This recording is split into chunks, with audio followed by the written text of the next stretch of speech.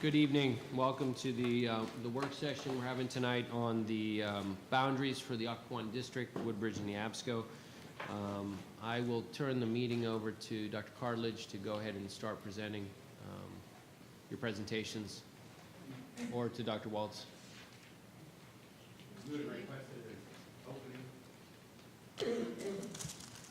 My opening?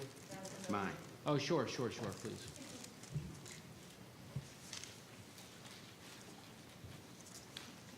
Good evening, everyone. First, let me thank the community members who have served on the school board's boundary planning committee and the staff that helped facilitate the work. This is not an easy task, and they did an outstanding job. I think it's important to place tonight's discussion in the context of the work that has been done to get to this point.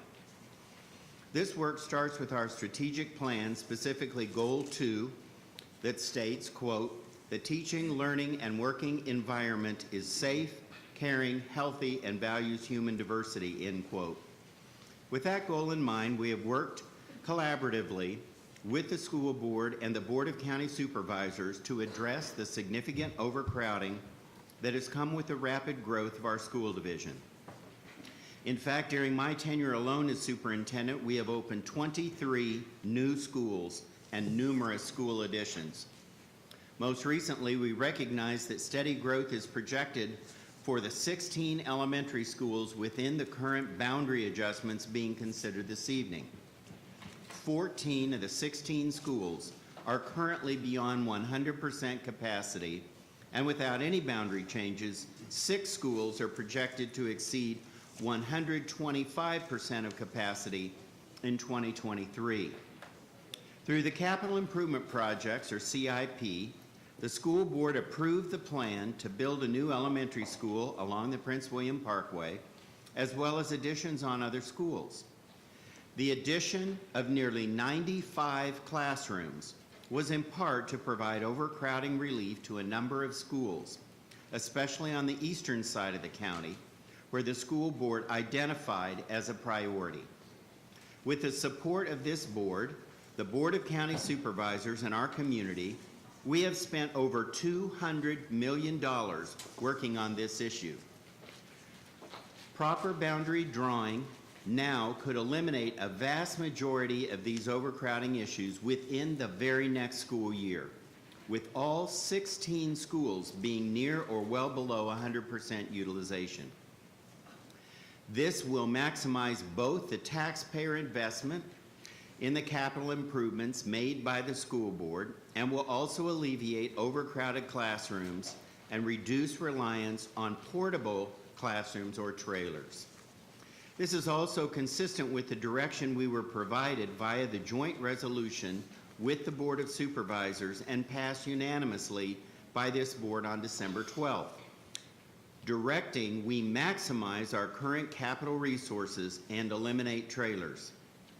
The boundary process has been consistent with the school board policy and PWCS regulation utilized for past boundary adjustments. Parents and guardians in all 16 impacted schools received a communication in their home language regarding the boundary change process on October 15th, November 14th, and November 30th.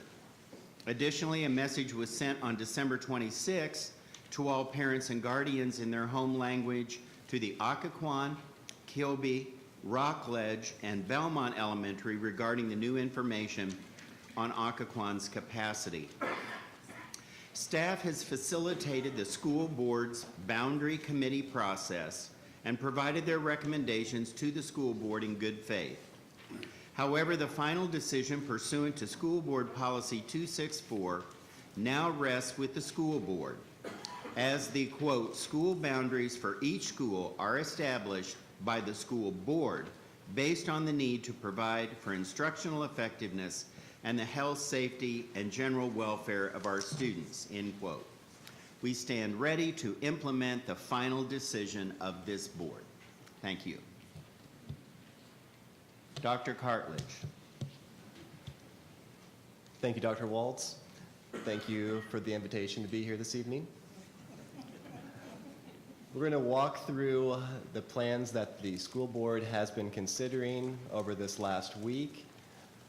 Go ahead and look through what we have so far. We have worked with Dr. Lateef, Ms. Lori Williams, Mrs. Jesse, and Ms. Ralston.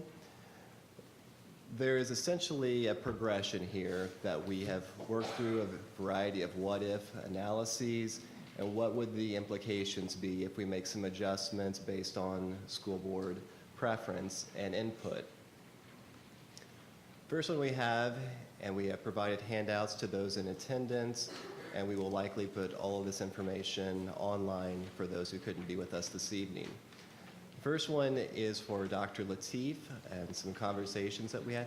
Yeah, so let me just make it clear, it says my name on there, and thank you, I appreciate it. But based on my emails, based on public input over the last few weeks, there were patterns to what folks were concerned with. And, as I looked at those, I analyzed the emails and I just asked the staff that if we address these issues, what would it look like? So these are marginal changes, which I said I would do at the last meeting when, we presented the plans. I told the public that I would be happy to work on the issues that are concerning the folks. So that's where this stems from. It's just basically where the emails, the concerns, and where the public has weighed in on stuff, there are some adjustments to the, and I guess Dr. Cartledge will take it from there. Thank you, Mr. Chairman. Just a question on format. As we step through these, since I know board members have had a role in helping to develop these, do we want to, like for me, I would be interested in addition to seeing what the new plan is, also what the thought process was behind some of these things. Do we want to address those questions to the board members as each plan comes up, or wait till we've gone through them all and then do them? Well, let's let Dr. Cartledge take us through his slide presentation. So I sort of gave you the sort of genesis of where this comes from. I think this closely looks like, and Dr. Cartledge may say it, 2A with modifications based on what most of the folks in the community have addressed, based on what I'm hearing back and what the committee had said, and what folks' preferences are. And then as we go through it, I think feel free to ask questions as we go. I don't think there's anything wrong with that. To offer some context from past boundary planning processes, the planning staff always provides a starting point. We typically call that the preliminary plan. Throughout the planning process, we solicit feedback from the public through a variety of channels, the school board's boundary planning committee, community meetings, emails, phone calls, interactions with those while we're out and about at the grocery store, so forth and so on. As we are here to work session this evening, what we are doing in a formalized setting is, in essence, what has always been done after the info item. The committee provides up to 3 recommendations to the school board for its consideration, and then based on the input that the board members hear from the constituents and those in the community, historically there have been some interest in what-if scenarios. What if we moved this neighborhood back, or so forth and so on, and then we would provide those as responses to the school board members. Here we've formalized those questions into maps and tables and are able to walk through them together. So I might propose that as we go through each plan, maybe we could then turn it over to the board member author or authors to kind of provide information on the justification. I'll briefly provide the features, and then maybe we could turn that over to the board member. So the first one, as Dr. Lateef mentioned, is a modified Plan 2A. So the key distinctions between 2A provided by the Boundary Planning Committee and this plan would be what is done in the Occoquan attendance area. So up here, and those following along, the green shading, this is kind of fun. We might do this a lot this evening. I like that. It is fun. So we have kept more of Occoquan Elementary's current attendance area assigned to Occoquan in this modified Plan 2A.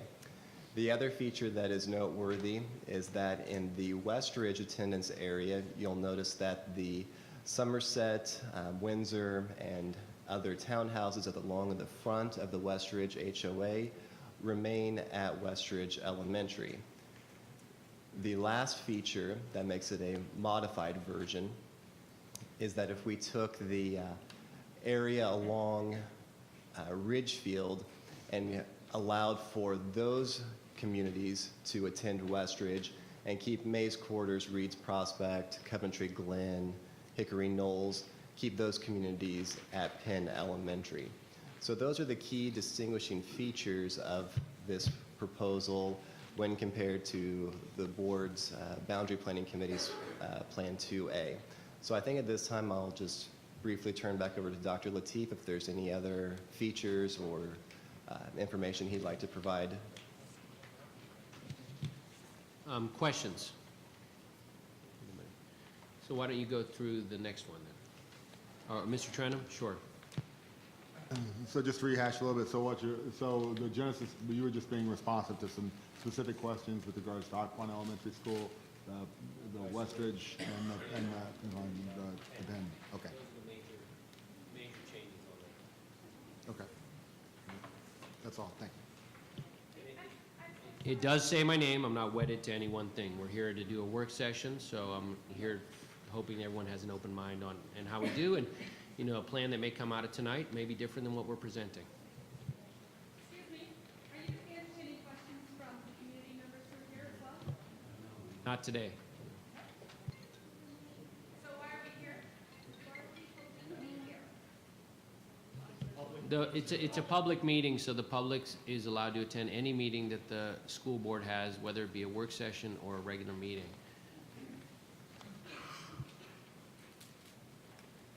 Dr. Carlich? Thank you. The next proposal that we'll walk through is for Woodbridge School Board member Ms. Lori Williams.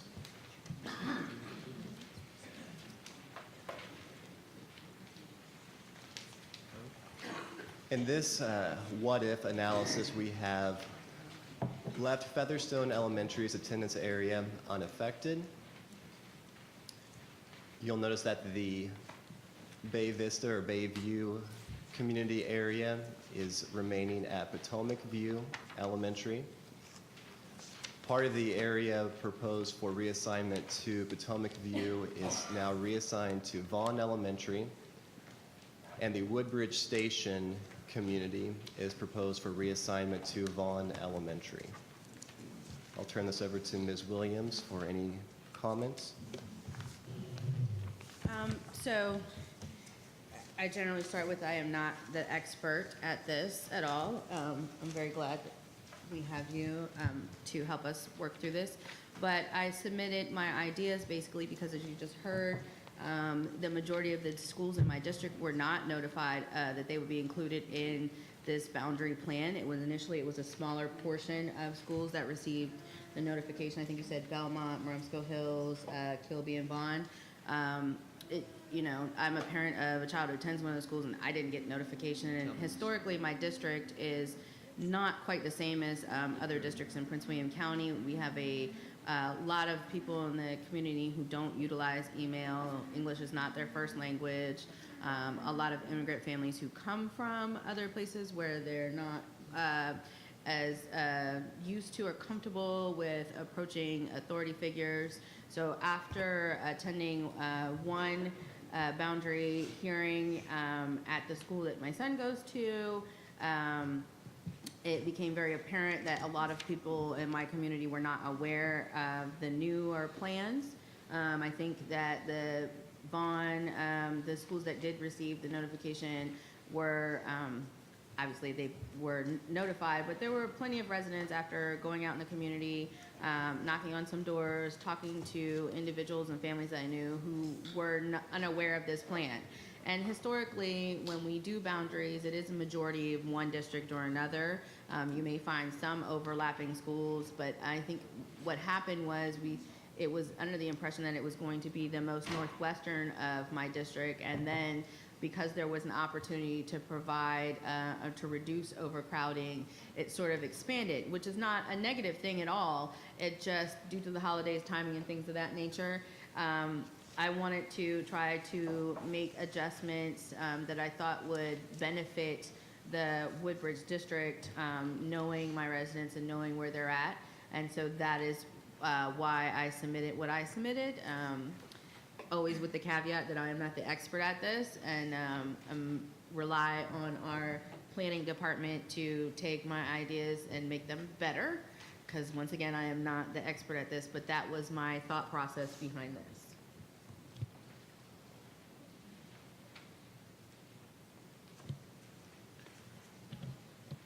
So, the main differences on this, Dr. Cartlidge? The key difference is, if we look up at the map, Featherstone Elementary is not affected in this configuration. We were previously proposing to offer some overcrowding relief to Featherstone that was present in all three of the boundary planning committee members. So let's think, it's good you brought that up. So on the three proposals that the committee recommended, was Woodbridge all fairly much the same? I mean, was there any major differences between like 3A, 2A, or was Woodbridge all pretty much? It was consistent in all three proposed plans, Was there any yes. major, so, okay. So in this one, then, the proposal here, Lori, would be to keep Featherstone where it is. It looks like Vaughn will also, there's a difference. You're gonna move some of Vaughn over to Belmont, is that correct? Is that the major two differences here? There's some slight differences. There were, in some of the plans, some of the Potomac View students were, Featherstone was going to go to, some of the Featherstone students were going to go to Potomac View. Some of the Potomac View students would be at Belmont. There was a lot of little So minor those were shifts. yeah, those were the committee plans. Well, how's Correct. yours different? Mine is different in that Featherstone remains the same boundaries. I asked for accommodations so we didn't have as many families crossing over Route 1 because of the neighborhoods that are affected. There's not a lot of families right there in like Bayview Apartments and no such with, I mean, let's face it, our public transportation is not awesome. So just to try to accommodate where I knew that we had pockets of families that it would be a serious disruption to their day-to-day livelihood. And because Featherstone, Potomac View, Belmont had just been reboundaried not that long ago. So I was trying to see how we could, with it, anticipate what we have planned for the future, being on the joint committee, try to factor that in, knowing that there may be opportunity for some relief down the road, and balance what I know about my district and my district residents now to try to come up with some sort of happy medium, and not continuously move my elementary school students around. Okay. Dr. Cartlidge?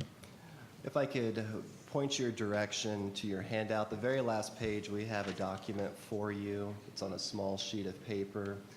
This should give you a nice side-by-side comparison of the figures with the board plans and with the committee's plans. So on the far right-hand side of the handout, you'll see that these are the plans developed by the school board members. We've used the initials of the board member to shorten that subheading. So if you look at Featherstone Elementary, for example, per the committee's plans, we were projecting that the school would be at 106.8% in each of the three committees' plans. In this configuration, by not offering any adjustments to Featherstone, it would be projected to have 122% of utilization next year. So that is provided for all the plans, all the schools. And we've also provided on there the likely number of portable classrooms that would be required based on the class sizes at each of the school. And so if you kind of move your way down towards the bottom of the page, you'll see portable classrooms removed. For example, in the preliminary plan, the plan that was developed by staff, one of the key goals was trying to provide overcrowding relief. And in that particular configuration, the boundaries, we would estimate that 60 of the 61 portable classrooms would be removed. As you work your way across the page, you'll see that the boundary committee plans remove between 54 and 53 portable classrooms.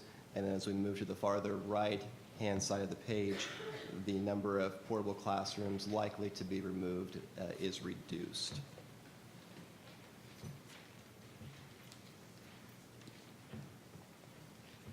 Mr. Trenum?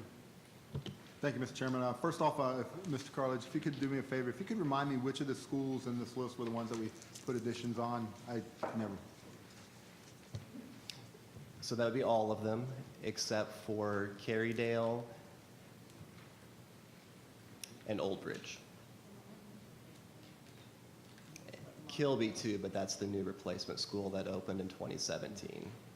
Okay. Is that bigger than what Kilby was before? How many classrooms in here? Okay, that big? It about doubled the Oh, wow. capacity of, Okay, yeah. all right.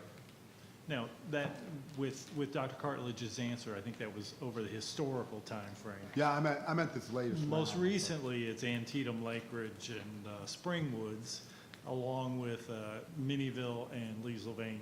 Now, Leesylvania was only a 4-classroom addition, so we did not bring that into the boundary planning process because we didn't have available capacity there. Go through that again. Who were the newest ones? Antietam? Antietam, Lake Ridge Elementary School, and Springwoods. All 3 of those got 13 classroom additions Each. each, yes. Okay. Then at And Minnieville. then the new one was obviously the Prince William Parkway Elementary School. Yes, And Minnieville got, what? 10 classrooms. Oh, Minnieville got 10. Okay. Okay. Anybody else?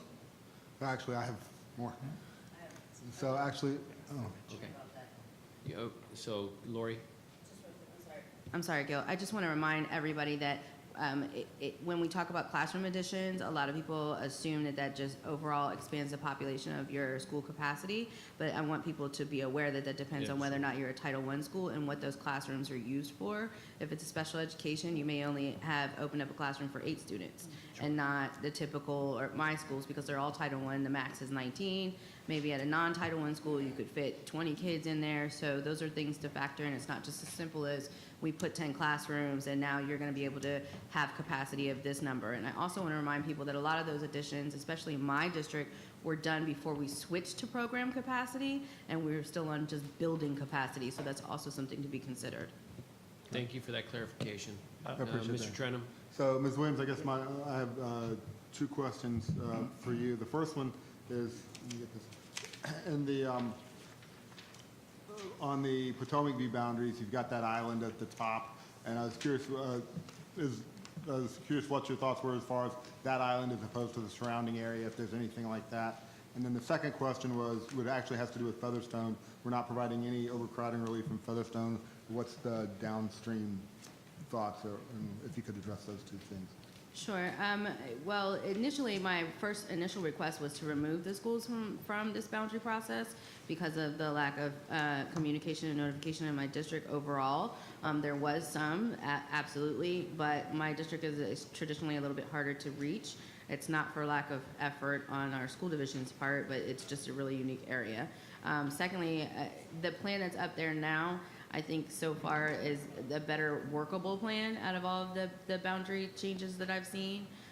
Again, just asking people to keep in mind the difference in between my district and say someone else's district. I am not 100% happy, but I think so far this is the best I've seen that will accommodate the families, their ability to get to the school for events for their children, so forth, along those lines. And I understand too that, you know, this plan does not provide for 0 trailers in my district, but keep in mind serving on the joint CIP committee, there are some reasons that, of course, not yet available to the public as to why I made that decision. Mr. Chairman? Yes. If I could, I'd like to go back and just address the previous comments about the capacity of the schools. And I'd like to point out that we have re-benchmarked this year the program capacity at each of the schools.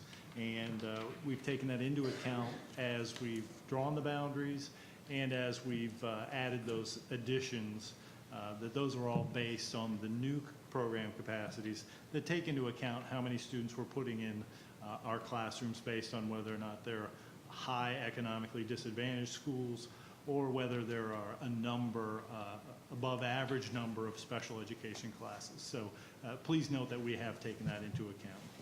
I'm sorry for the interruption, but would that turn on these that are doing self, I'm not aware of who he is. What? Who's the gentleman with the glasses on and that was speaking? Mr. David Beavers.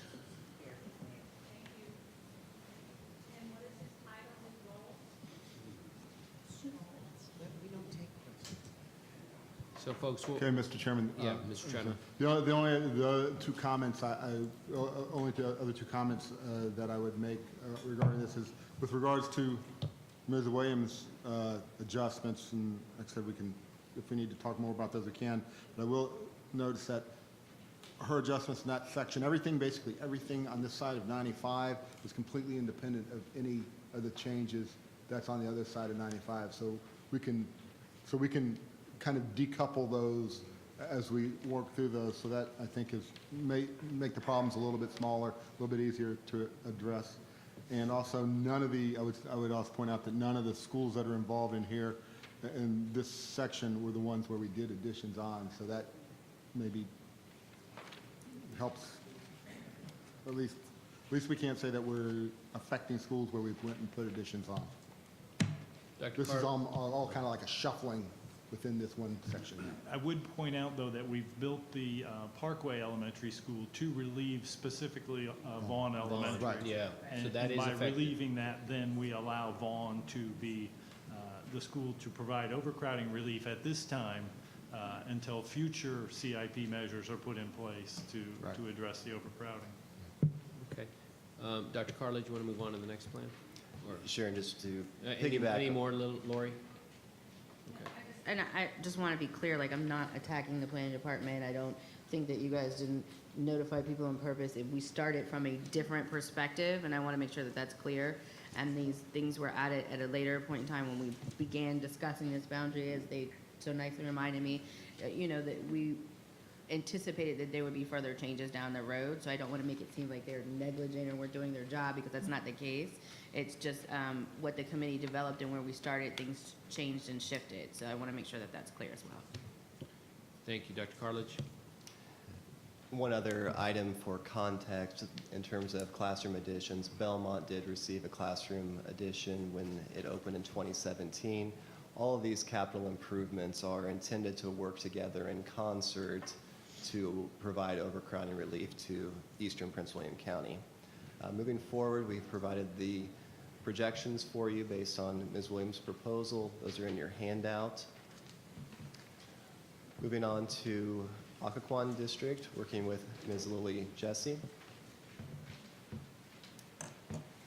So the foundation for Dr. Latif's what-if analysis was Plan 2A, drafted by the school board's boundary planning committee. The basis of the Occoquan's analysis is Plan 3. Briefly, to walk through the key distinguishing features of this proposal, and this is draft 1. We do have multiple drafts for the Occoquan district, as it was an evolutionary process. We'll bring our spotlight feature back. We can do that again if that's a crowd pleaser. The spotlight feature is back. Occoquan's attendance area is unaffected in this proposal.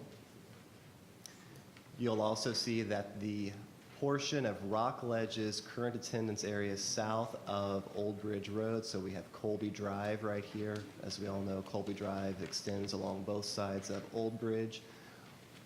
More of these current portions of Rockledge's attendance area remain at Rockledge. As we move over to Antietam, this feature right here is in this configuration in Plan 2A. As I did say, we are working from Plan 3 as a basis, so that is brought into Lake Ridge from Antietam. As we continue to move down Old Bridge Road, another distinguishing feature is bringing all of West Ridge's HOA into West Ridge Elementary, keeping Windsor Apartments and townhomes and Somerset at West Ridge Elementary.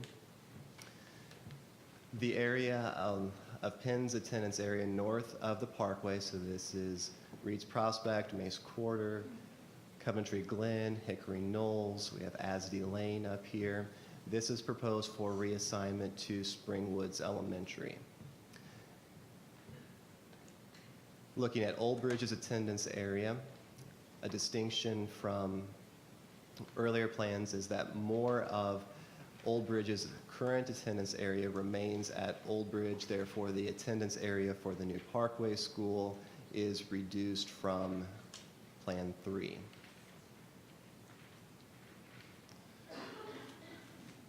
We have the proposed projections here, and I think that we might save, if Mrs. Jesse's okay with it, I think we might save features and comments until we get through the next plan, because it's essentially an iteration of this first one.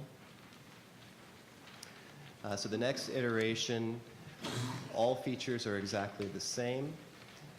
The distinction that we have here is that instead of this portion of Penn's attendance area being reassigned to Springwoods, those remain at Penn Elementary, that's Reed's Prospect, Mace Quarters area. And this is Ridgefield Road, they're currently assigned to Penn Elementary. The reassignment in this plan that Mrs. Jesse worked with Ms. Ralston on reassigns these folks to Springwoods Elementary. We have the proposed boundary projections for this one. And again, if both Ms. Ralston and Mrs. Jesse are okay with it, I would propose moving to the next plan, which is the third and final iteration of this what-if scenario. All right, so now we're to draft 2. This is the draft that we will discuss in greater detail. So the key area of focus is the portion of Penn's attendance area along Ridgefield Road. So the Ruby Tuesdays is right here, Wells Fargo. Opposite side, this community, is proposed for reassignment to the new Prince William Parkway Elementary School. These are the proposed projections, and I think I'll turn it over to the board members to discuss the justifications or sentiments. Ms. Jessie? First of all, I want to thank a lot of people. I want to thank Matthew Cartledge and his staff. I think you've done a stellar job.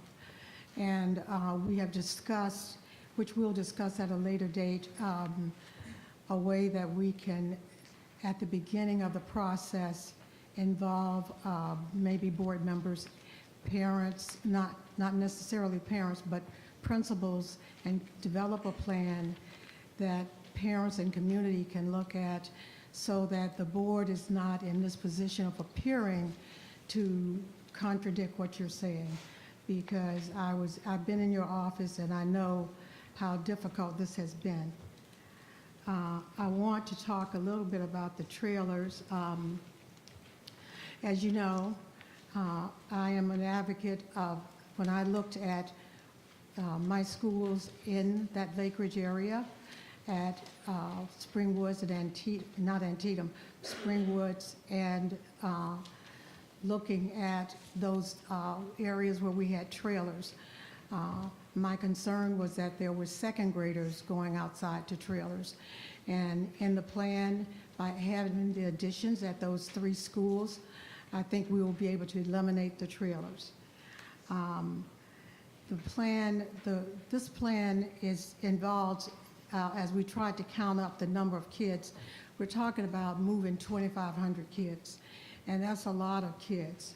So this is something that has been not just listening to people who came to the board meetings. I know Ms. Rawson and I met with some people this week, but I have met with everybody in my district that asked me to meet with them. I don't think I've met with Antietam yet, but I think they're in good shape. But we also, I've tried to travel in making the decisions. I have traveled the roads and looked at the time. If parents said this is too much time, and a lot of that doesn't happen at board meetings. It happens one-on-one with people, and they'll show you that this is too much travel. We've tried to consider that. Ms. Rawson and I have driven that Spring Woods area and the West Ridge area. So that's just a preface of what we've tried to do. My goal was to move as few students as possible, to listen to community concerns, to look down the road at ways of meeting students, including the Occoquan and Rockledge situation. The initial plan for Rockledge included moving 70% of its students out, and the latter plan, I think, is about 50%. I met with the people at West Ridge, and people refer to them as the HOA. I just refer to them as people who were concerned about the fact that we were looking at some walkers, and we walked it, and the walk was too long, and in some instances there were no sidewalks. There are 16 schools, and 7 of these schools, including the Parkway, are in the Occoquan district, so I have a vested interest. The synopsis of my plan, and including Ms. Rawson has asked me to speak for her also, but I think you have a couple of things with Dale City you may want to add on. 1, Lake Ridge. No transfers to another school, but we received 98 from the farthest end of Mohican, and I think you guys can show that. Antietam, we were going to send the 98 students from the farthest end of Mohican to Lake Ridge, and who will receive 186 students from the Oakwood community. Now, the rationale for that was this. Rockledge is up near Tackett's, and if there were parents who were complaining about driving Old Bridge Road down to Antietam to pick up their students. So the recommendation was, in our plan, is that instead we look at Oakwood. Oakwood is directly across from Woodbridge High School, and we would move the students from Oakwood to Antietam, because all they need to do is go to that light and make a right, and they're at Antietam. This would eliminate the problem for Rockledge having to drive down past, especially those people on Kobe Drive. Kobe Drive was going to have to drive past Rockledge and go down to Antietam. So a large segment for Old Bridge would be moved out of Oakwood. Occoquan, we like to keep that at its same capacity. A lot of people gave us a lot of grief about the fact that initially we had 156% capacity at Occoquan, and now they found there was an error, and that maybe we're at 127, which is great for Occoquan. But I'm just pleased that we found that we made an error, and we publicly said we made an error, because it helps Occoquan. I could never understand where all the problems were at Occoquan. I thought, where's all this capacity problem? They don't have as many trailers. Rockledge in our plan would no longer lose 50% of its students. We did recommend there's a section of this map, and I don't know if you can show that, where along Telegraph Road, it looks like a large area, but there are only 7 students there.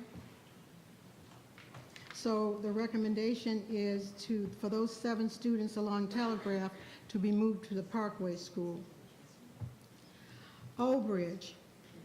Instead of Rockledge students having to travel down Old Bridge Road, Antietam students would move from Oakwood, as I said, to Antietam.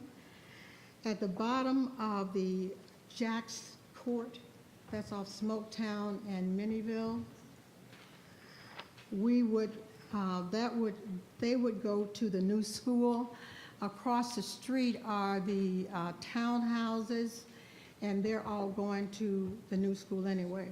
So this would allow Old Bridge pretty much to keep pretty much everything with the exception of Oakwood. And that would allow the students in the trailers along Minnieville, you know, that group, that they had a petition. And we looked at the fact that they had a petition, want to take care of those students. Longwood Estates, they had some problems. They would be able to stay at Old Bridge. So Old Bridge, we would just take one big chunk, which would be Oakwood, which would, I think, probably some people there would not be happy, but at least we're not moving a bunch of people. Penn, Ms. Rawson and I worked on that. Penn Elementary, students at Reeves Points, Covington, Glen, Mays Quarters will remain at Penn. Both Ms. Rawson and I agreed upon this. We met with those parents, and I think some of those parents are here. I have to tell you, I was just impressed with the fact that they invited us. It wasn't just the invitation, and I think Ms. Rawson has something to say about that. It was the fact that they showed us why they wanted to be at Penn and how involved they were at Penn. Westridge,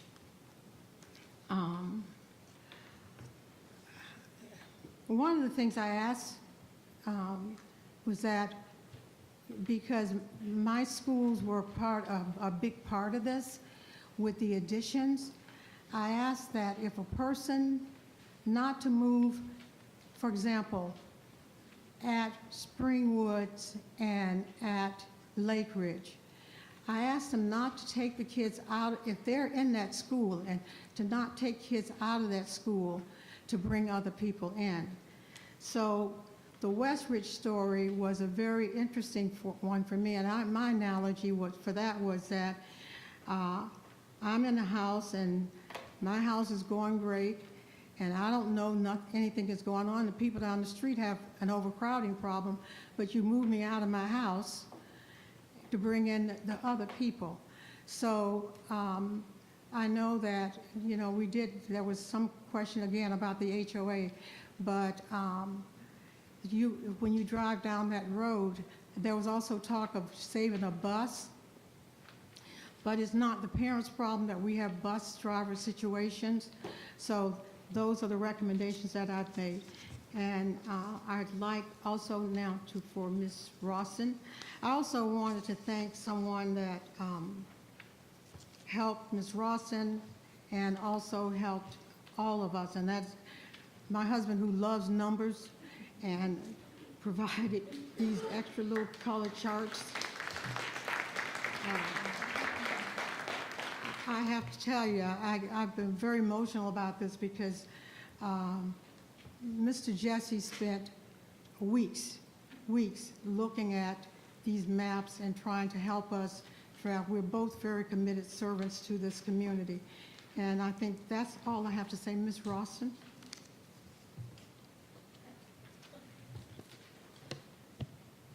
I don't have a lot to say. She took care of that for me. But I do want to thank the parents that I met with, that Lily and I met with, you guys. If it had not been for us showing up, I would not have known exactly your feelings.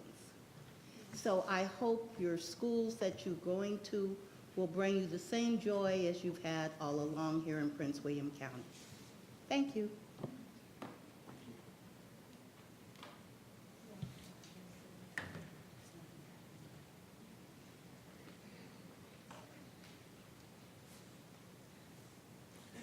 Dr. Cartlidge, did you want to go over this just comparison chart here?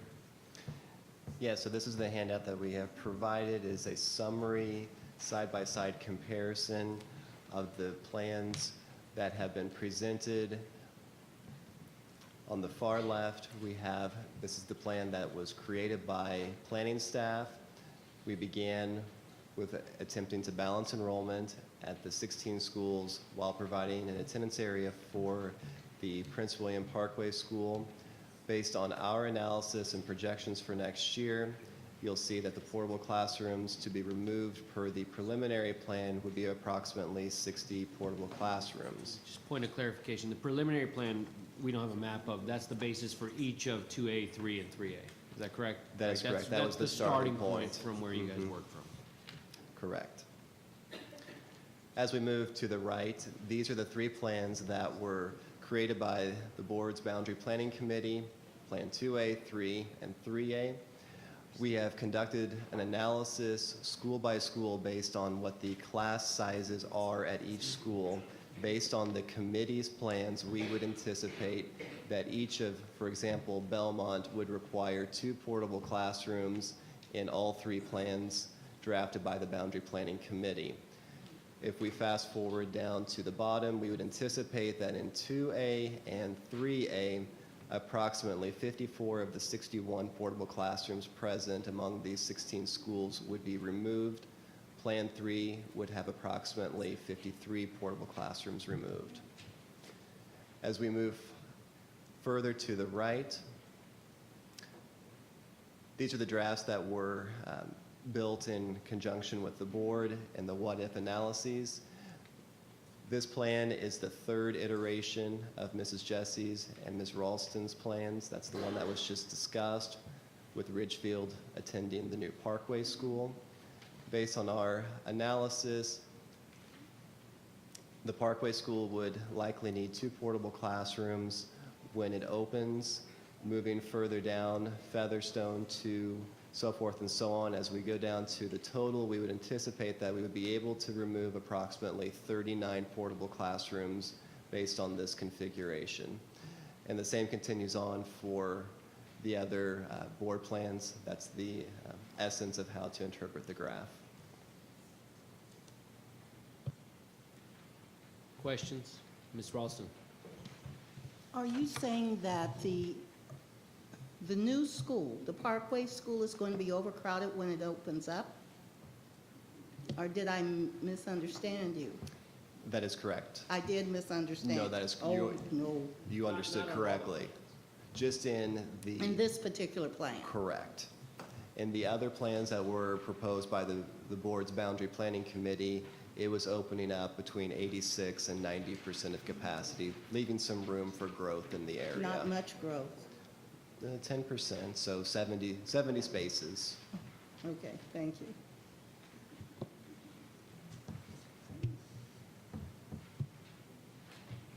Ms. Jessie? I'm noticing that we're looking at trailers. How many trailers? I am concerned about how many students are being moved from place to place.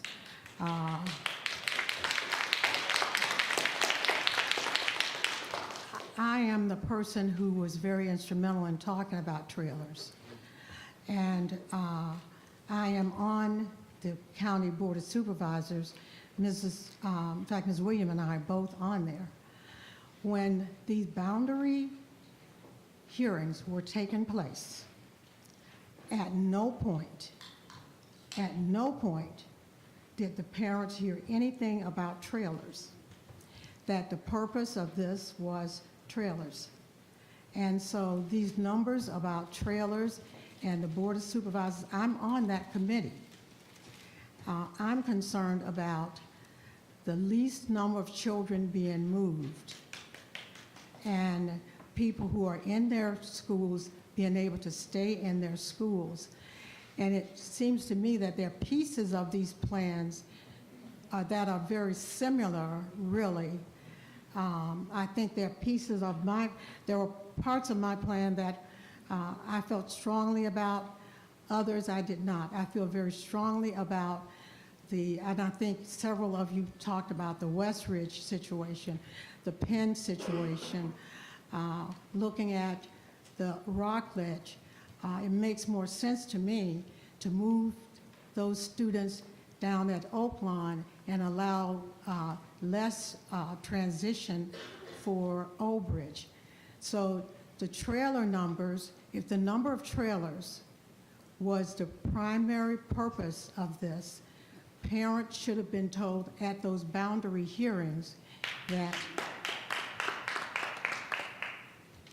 I'm just asking that you guys, I don't know how we're going to do this evening, but Occoquan is my district, and I'm asking you to place less emphasis on the number of trailers versus the number of children being moved. Thank you.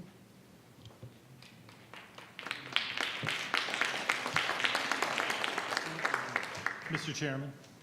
I will go to Mr. Beavers. Thank you.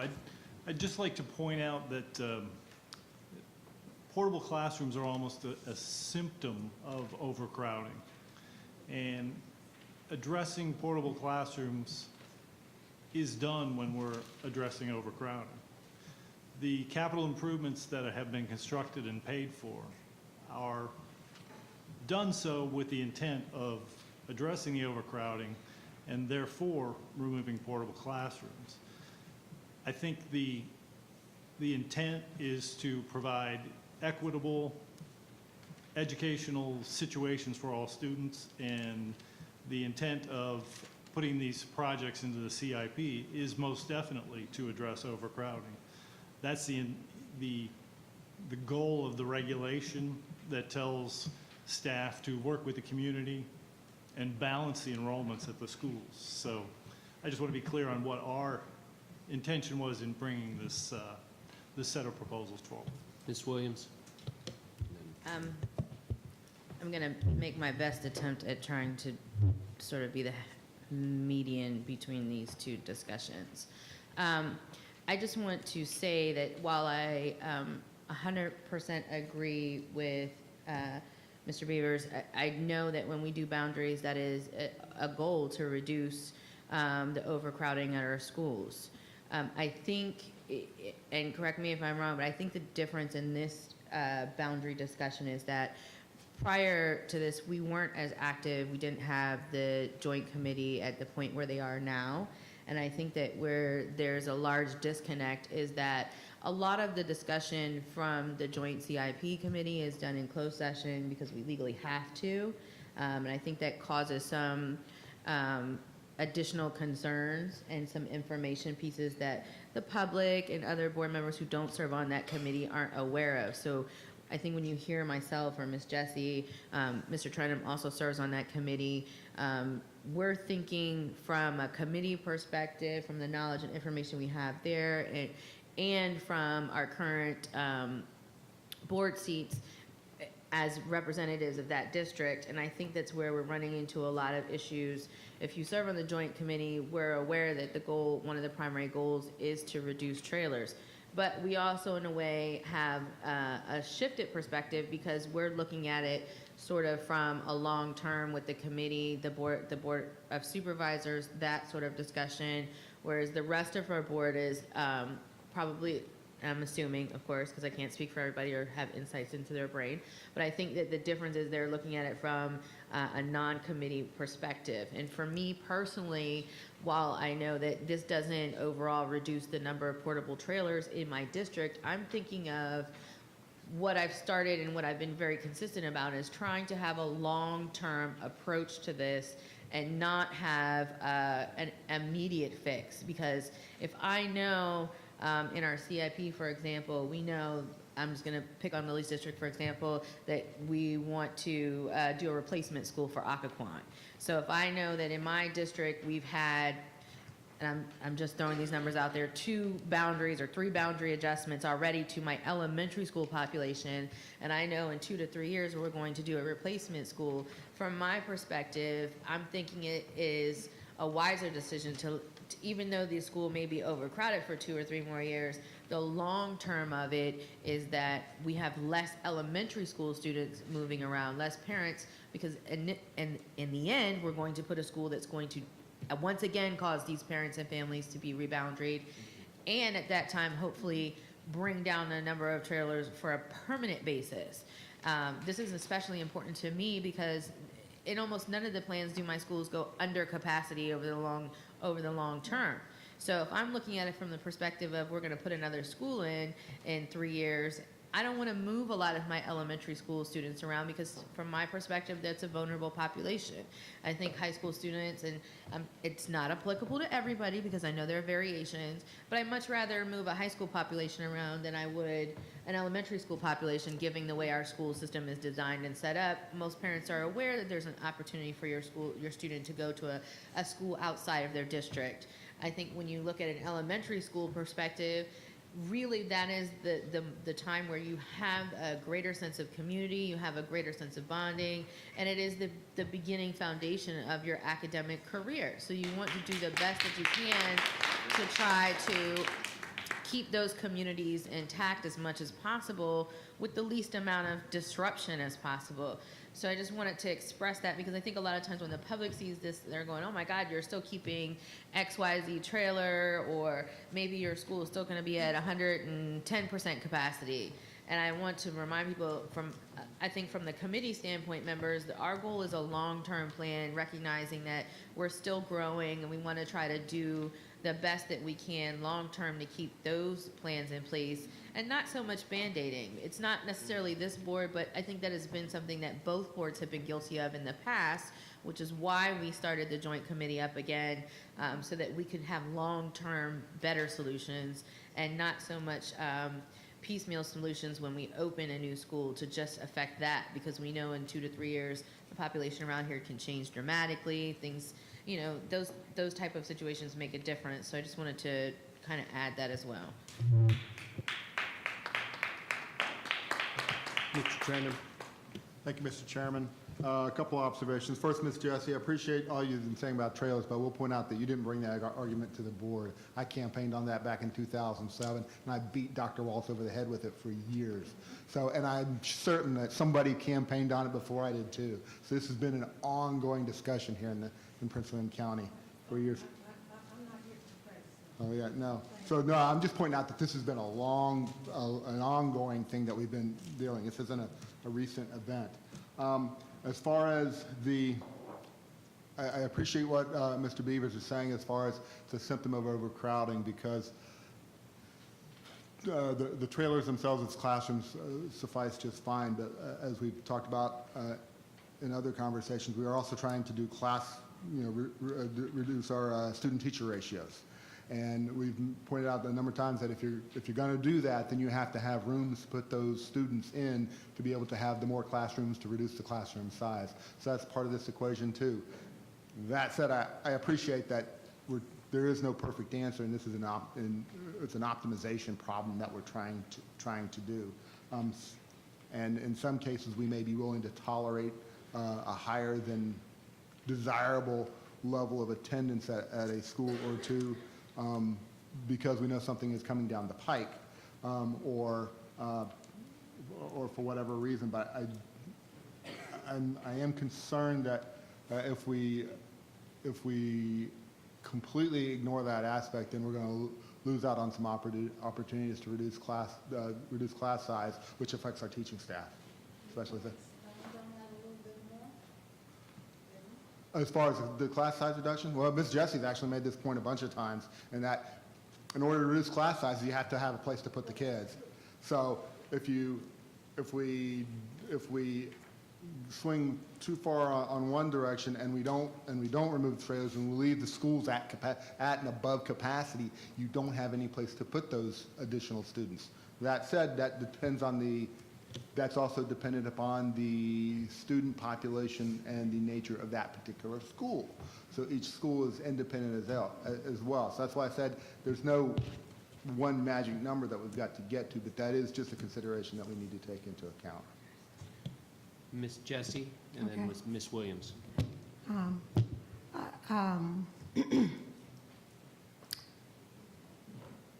Old Bridge Elementary has one trailer. The 3 schools that, Antietam has one trailer. The 3 schools with the additions added on will have no trailers.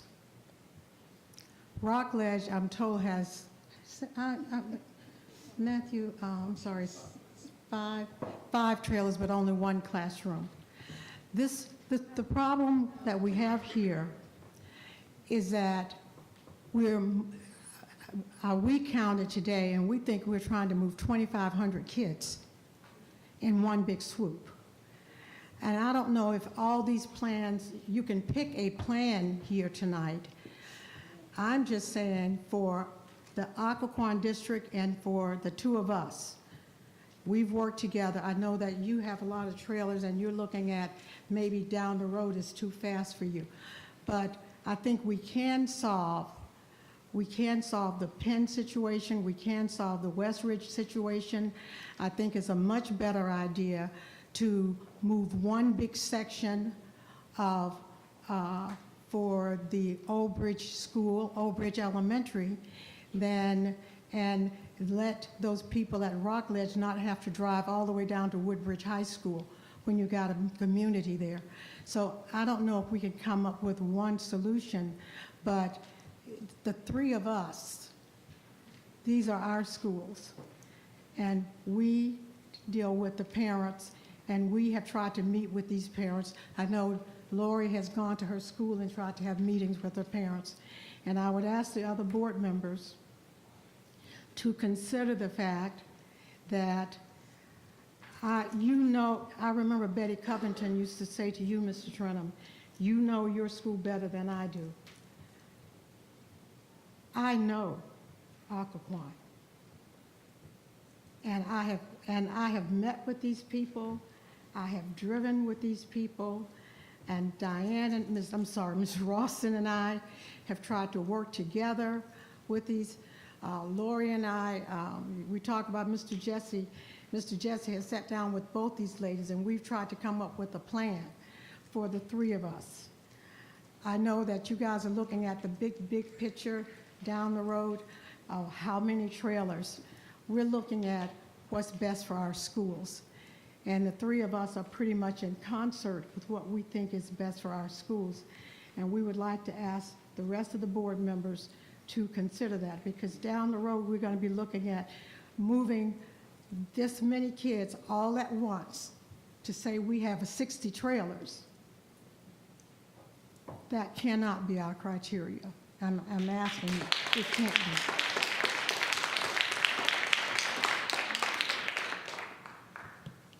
Ms. Williams.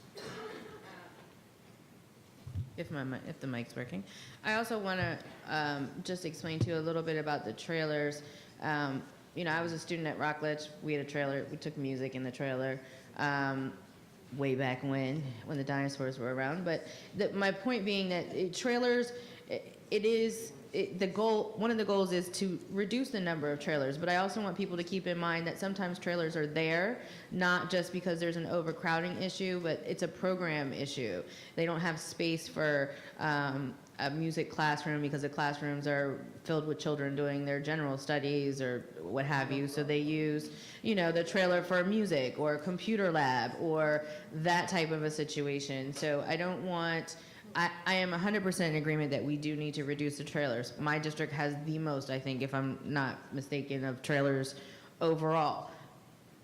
It's not a matter of not wanting to see them go away. It's a matter of let's look carefully and understand that each board member knows a little bit more about their district, as Ms. Jessie was saying. It's not always the goal right now of some of our schools to get rid of every single trailer because of how they're utilizing them. And to keep in mind, I would like I said before, the rest of the board to understand that even between districts, you know, if I have Title I schools, trailers, and school classroom population size is a different perspective than an elementary school that is not a Title I school, that is overcrowded for a different reason. So I think that those are all things that we should think about as we're making these plans. And again, I'd like to see us make decisions that are going to be good for our division over the long term, not just with the primary focus to be reducing trailers, but to think about the population affected, the schools affected, and how it's going to play out long term, because that is new. It's new. Thinking about this from a long-term perspective is new for our school board, not just this board, but just in general, and new for the Board of County Supervisors. Hence, again, why I go back to saying the joint committee. Before it was two boards working independently, and trying to do the best we can at each occasion that we had an opportunity to reduce classroom sizes. Now I think the goal is looking at each school population, each district, working collaboratively, thinking about the overall long-term effect and how we can reduce moving these kids around as much as possible and what is going to have the greater effect over the long term.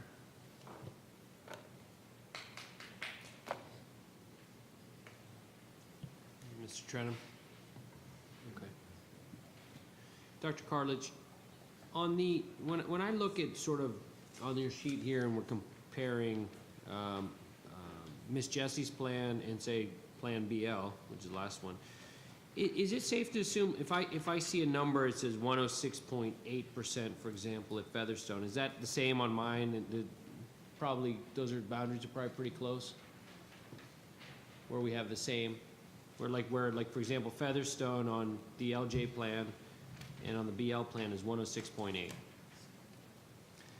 I assume that's the same boundary pretty much. Correct, yes. Very close. So if I'm looking down here, if I see 89.6 and 89.6 on these two plans, things are fairly similar, right? Correct. So the big differences are, and I'm calling a big difference, I guess, over 5 or 8% would be Antietam. Miss Jessie, as you run down the sheet with me, I'm looking at Minnieville. I'm looking at this one, the one that's up on the screen, ma'am. Okay? So the big differences between those plans, so the LJ plan and the BL plan, are Antietam. They are Minnieville, Aquan a little bit there. Rockledge is the big one. Springwoods and Westridge, right? Correct. All places where there were key distinctions between Plan 2A, the basis of your Yeah. what-if scenario, versus Plan 3, which was the basis of the other what-if analyses. So is Miss Jessie's plan more similar to a Plan 3? Plan 3, correct. Okay. So then explain to me that, so I guess, I mean, I could look at it, but maybe you have these numbers right at the fingertips. Plan 3 has 8 trailers left, and Lily's is 22. Where's the big difference on those then? Why is there such a big difference? Because between so her plan and there's a difference of, again, trailer's not necessarily the only issue here, but like if you look at 22 minus 8, that's what is that? Someone help me out here. If you That's look 14, at within each plan and then analysis. between my plan and hers, it's 8 different trailers, so. I apologize for Yeah, that. yeah, go ahead, sir. But if you look in the third row Yeah, of each of the plan analysis Yeah, I areas. see that, yeah. You can see the effective number of trailers required. So you Big can see, for example, that in Plan LJ/DR, that at Occoquan, 8 portable classrooms are required yeah, versus in Plan 3, only 2 are required. So that's 6 Got different. And then Rockledge, there's a 6 portable classroom difference as well. So Okay. that bolded column you can compare directly. Are there, Ms. Williams? I think what you also don't see up there is like, pick on myself. My plan basically was just a commentary on my district schools and not Miss Jessie's.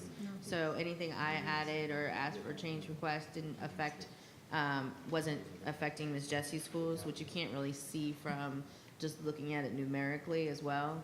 So I think that's important to consider. So your changes, so I guess I was under the assumption that your changes were worked into Miss Jessie's plan of draft 2. No. Okay. When, If I'm, Okay, I get it. does that make, Plan says Ralston and Jessie. yeah, Rawson and Jesse at the end, because Ms. Williams decided that pretty much, we just took the numbers that she had originally, and we didn't go into a lot of that. All I'm telling you is that in the Occoquan district, that we don't have a huge trailer problem at this point, and we anticipate if we can build a school over there, that it will take care of the trailers, that situation that we do have. For example, like I said, There are trailers on the front of Old Bridge, but they're there only because at Old Bridge, they're going through a renovation. She has one trailer, I think, one total. That's all she's ever had. Sometimes these capacity situations are not trailer related. I think Dr. Waltz, someone said, well, how many trailers? As a principal, it depends why you have trailers. I had trailers at one point where I had no students in trailers, but I had art and music, PE. I had ESOL. I had special ed. You could have 7 trailers, but only have, see, each school is so individual that you almost have to talk to them. You can't just look at trailer numbers to make decisions about kids. So, and I'm not sure if tonight, when I listened to the plan that you had, there's so many pieces of your plan that are very similar to our plan. And there was like one of those items, I think we were looking at Antietam and Mohican. I'm not strongly tied to that. We only looked at the fact that in Lake Ridge, there seems to be an undercrowdedness. If you look at Lake Ridge, and I think there's a sheet, this particular sheet that my husband and I have provided, you can see that sometimes we thought maybe some students need to be moved in there, but we're not tied to that. I'm tied to making sure that those people in Rockledge, Occoquan, West Ridge, and all these people, that we can just work to get them situated so that we don't have all these kids being moved around. And I would appreciate board members and Ms. Rawson and I know we looked, the other thing, I'm sorry, we were looking at when we finalized the plans today, and we looked at the new school. I think some tweaking is going to have to be done with, so I don't think if tonight we come out with a plan, but I do think that we can all look at and maybe come up with having time to look at it and say, well, and I think actually, I think that maybe Matthew, you guys could look at all the plans and say, okay, if we can probably reduce that Parkway a little bit in another way and maybe bring it back to us. Does that make sense? Yes. So, Dr. Carlich? Planning is serving in the function of a sounding board. We're here to receive any direction from any board member to look at other what-if scenarios. We have helped facilitate the board's boundary planning committee to provide a recommendation that follows the board's regulation. But we are at the discretion of the board to be here as a resource. Ms. Ralston? Mr. Beavers? I just wanted to go back and point out that the accounting here of portable classrooms that we've got, those are instructional portable classrooms only. Okay. They're not portable classrooms used for storage or non-instructional purposes. Now, if they're used for ESOL or music or art or for second graders, those are used for an instructional purpose that is calculated into our program capacity. Excellent. So, Ms. Ralston? Okay, how soon will the new Parkway School be overcrowded? Because I'm thinking of it as being overcrowded. But It's entirely dependent on how the boundaries are set. That's what I was wondering. Based on the board's boundary planning committee, there is room for growth in that school. For how long? Do you have a particular plan you prefer that we No, can speak to? I'm just asking the Okay. question. I might if you tell me the answer. well, if you take a look, so you can take a look at the plans. For example, if you go with 2A, they're at 86 capacity on opening day. Wait, Yeah, Mr. Beavers? those percentages that we're citing are for 2021. Yeah, 20, and then, so, that's right. And so there's another chart that shows you what it would look like in 2022, 23, 24. Those are the ones on the back of each plan. It'll list to you, you can take a quick look and see, how quickly they achieve capacity. But just if you want to look at it on opening day, right, if you just look at the, if you look at the Parkway Elementary across the top line, you're going to see how it opens on the different days. Quick question, on Ms. Williams' plan, on the LW plan, is that not changing Ms. Williams' school and going with 2A or the preliminary, or is it Ms. Williams and Ralston's? I'm not clear on. Sure, the foundation LW, yeah, for... the LW plan. Yes, the foundation for Ms. Williams' plan was the second iteration of Ms. Diane Ralston and Mrs. Jesse. Okay. So that was when Ridgefield was proposed to go to Springwoods. That's the basis of that, her Correct. plan. Got it. But as Mr. Trenum mentioned earlier, essentially the configuration east of 95, the Woodbridge District, Yeah. is a plug-in feature that, as it is here, Yeah. can be adjusted to any other configuration west of 95 or any other plan. Okay. I know we're not supposed to speak, but there was a misstatement. Yeah. There was a misstatement, I'm sorry. He said that it was based on draft one, which pulled this area into Parkway, but it's not. It pulls that area into Springwood. So draft Okay. one does not overcrowd Parkway. Draft Okay. one pulled into Springwood, so he said draft one pulled into Parkway. Thank you. Draft two pulls into Parkway, not So, draft one. Dr. Cartledge, on the, you know, the, I don't know if the board members want to go around the room and give any thoughts to directing or how we'd like to wrap up this work session, in the direction we'd like to give the planning office. Ms. Jessie has stated her points very well, and I want to take a moment to thank Ms. Jessie, Ms. Ralston, and Ms. Williams for spending so much time on this. I want, you know, everyone in the community to know how much effort, time, commitment that she has spent on this. I can't tell you, you know, in all the time that I've watched this board and work, she has a heart that is in exactly the right place. And so I appreciate all of your efforts. I want to look for a plan that we can compromise on where we can get, you know, where Ms. Jessie feels like they're not wedded to different things that we can reduce capacity in trailers. So I am, you know, of the opinion that I'd like to sort of balance more capacity balances. And if we can work out something over the next day or so that takes the best of the plans and puts them together, I think we can find a way to move forward. Ms. Williams?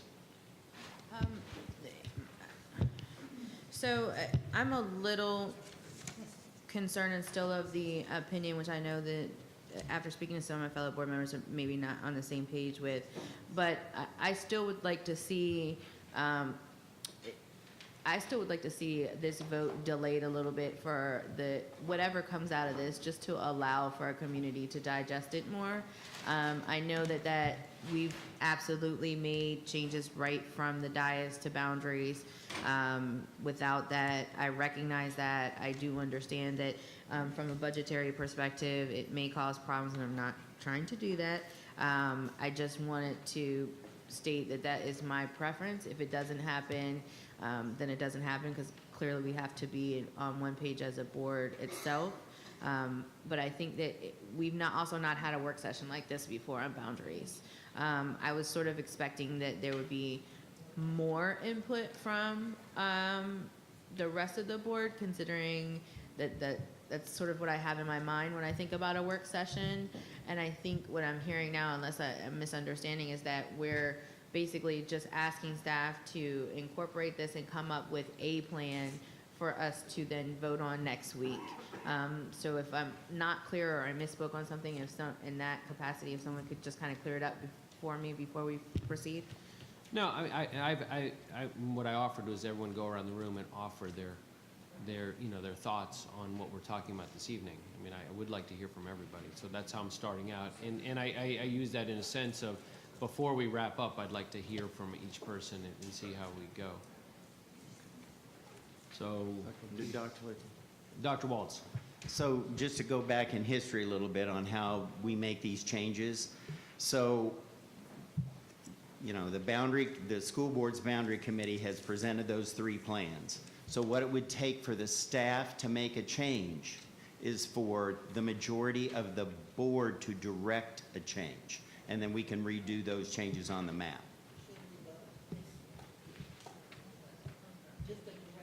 So You we're can't still, do it yeah, tonight. we're still in the work session, so we'll continue the discussion, and I'd like to hear from anyone else who wants to speak on anything. Mr. Wu. Okay. Respectfully, I think we can come to a better understanding of looking at the plans of the members of the district. My biggest items that I'm flagging right now are just the sheer number of buildings projected to be over 100% capacity. And the two that stand out the most to me, if there's some way we can work this out, are the fact that Occoquan has 8 and Rockledge has 6 portable classrooms. No, we don't. Well, That's not accurate. So, let's not, that's- let me, just a point of order, folks. We had public hearings during the committee meetings, public spoke, and we did have a public, we did have a public session. I appreciate it, and there are ways to communicate this to us. This is just the way we're going to do it this evening, but I do appreciate that. Thank you. Mr. Will, continue. okay, so like I said, this is not anything I'm tied to, and I'm seeing things that come up as we are, but those are just things that I think I'd like to talk and work out a little bit more with the members of the district that affected, because I understand you three are the ones whose schools are most impacted, well, are the only ones impacted by this. So I understand that, but like Dr. Lateef said, I'd like to see a little bit more balance, that's all, in a sense. Well, that's what I'm saying in this. I'd like to respond, if you don't mind. Yeah, that's fine. The Occoquan and Rockledge, Rockledge is tied to Occoquan, Occoquan is tied to Rockledge. I've asked for 4 or 5 years for us to look at ways of reducing by building either an addition or not an addition, but we've got the land there. I brought the report. Mrs. Anderson, I have an email from her. I have something from the Planning Commission asking us to really relook at Occoquan in terms of a replacement or an addition. The rationale for not moving all those kids out of Occoquan over to Rockledge and moving Rockledge kids back and forth is that I'm assuming that within 3 years, last night I was told that I have to wait, but within 3 years I would like to see either a new building for Occoquan, or we look at the land that exists, and if you read the blue sheet from Mr. Mims, it says that we can do this. I think for those Occoquan kids to move them around and to bring them back after we build a school, that's going to be an issue.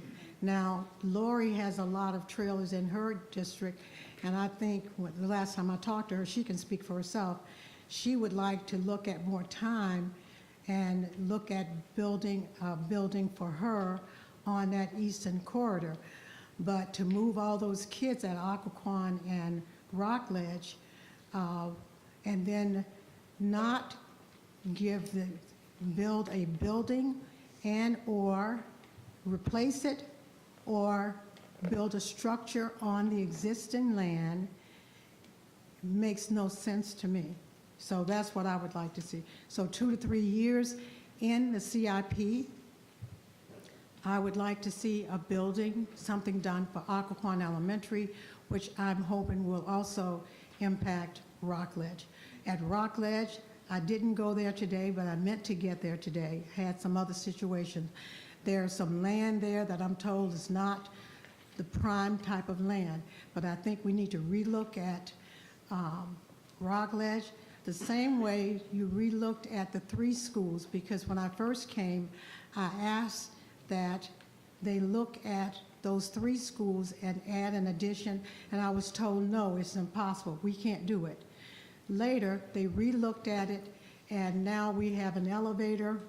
I would like for them to relook at Rockledge and relook at Occoquan. So that's my rationale for it. Thank you. I appreciate it. Thank you. Mr. Trenum. Sure, Mr. Chairman. I do appreciate the fact that all the schools are unique, and I do appreciate that each district representative knows their district best. My first boundary on the board was when we opened the new Yorkshire Elementary, and I remember I tried to keep some kids at Signal Hill because I thought it was in the best interest, and I was turned down on that on a school in my own district.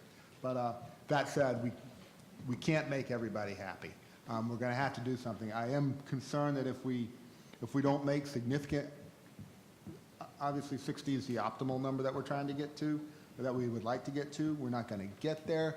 But I'm concerned that if we don't get at least reasonably close to that, then the Board of County Supervisors would come back and look and say, why would we give you more funding for more schools if you're not going to use the funding you've got wisely? So that said, we'll work with what we get, but like I said, we can't make everybody happy. I keep hearing this, the Board of County Supervisors, and they won't give us money for the future schools if we don't, reduce these trailers. But I'm pretty sure that that's why we have a joint committee. Yeah, exactly. So that we tackle that together, and that they are very well aware that boundary planning is up to the school board, period. And I'm very frustrated and very taken aback that that is being used as a rationale to move my kids, knowing specifically in the CIP, Rockledge Elementary School replacement is coming, it's there in writing. We as a board, it's up to us to vote to make that happen, knowing specifically that in the CIP that there's another Eastern End Elementary School. So I am disturbed You that mean that is a Occoquan rationale. replacement. Occoquan Village. Not There's- Rockledge. Not Rockledge, I'm sorry. Yeah, I'm just upset by that because I am tired as a school board bending over to the Board of County Supervisors to make a boundary because we're afraid that they're not gonna give us money when we made a commitment. We just signed a resolution guaranteeing that we are going to work together. And if they choose not to give us funding, that goes to speak to their character, their jobs as elected officials, and going back on their word. If we are doing something for the long-term good of our community, and it means my school has to be overcrowded for 2 more years, knowing in the CIP, which again is up to us as a board to vote to agree on, that we are going to build another elementary school that will, over the long term, reduce the population of my district school kids, then I don't want to hear squat about being afraid of the Board of County Supervisors because it goes directly against the point of what we're doing and the resolution that we just made. So to me, that is not good enough justification to not do something and think about this from a long-term perspective. Do we have to be respectful of them? Absolutely. Do I recognize that over 50% of the county budget comes from them to us? Absolutely. But the commitment we just made and just pushed for goes against that very statement. I disagree with your statement there. I mean, I wasn't suggesting that we are afraid of them or that we drive that to push it. I'm just saying it's just one thing to take into the consideration. So. Try taking that to a boundary meeting. Try telling parents that we're going to move all your kids, or we're not going to move your kids because we're concerned about the Board of Supervisors. Yes, Mr. Trenum, you may have been the person that had been doing trailers, talking about trailers, because I wasn't on the board, but I think it was Lily Gallman Jesse who asked for the number of trailers on the eastern and west and found out there was 118 elementary on the elementary side, on our side, and 10 on the western end. So the trailer situation became, and then that joint board that both she and I got on, we got on that board because we wanted to. We don't know you don't even know who the people are going to be on that board.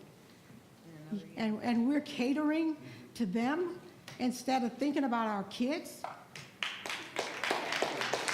The people at West Ridge and the people at Old Bridge, all they want us to do is to come up with a way that their kids can stay in their schools, as many as possible.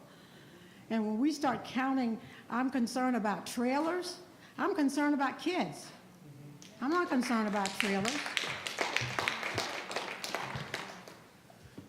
Any other comments?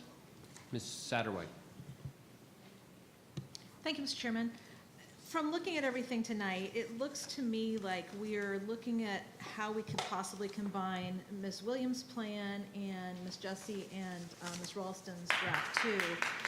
But there are still some concerns, I think, that board members have, because we've got some places where we have some overcrowding, and overcrowding, you get into things, crowded lunch schedules, the early, late lunches. It's the things that when you have an overcrowded school, get into that way of life, and that's what I think we're concerned about, and that's why we went into this in the first place, to reduce the overcrowding in our schools, to give each student the best opportunities that they can have. So I've got a couple of questions. I know we have limited space to build the new Occoquan. I know we're going to be talking about this at our next school board meeting, but do we need to move the trailers? And I was asking Ms. Jessie about this too. Do we need to move the trailers that are currently at Occoquan in order to build the new school because of that lack of space? So we're looking at Occoquan, and we're doing the feasibility study that Ms. Jessie asked for. So, and that's very incomplete. There's a lot that goes into looking at a school site to see whether you can put a replacement school on there while still housing the student body in the old building. So we're really not prepared to commit to that, or not commit.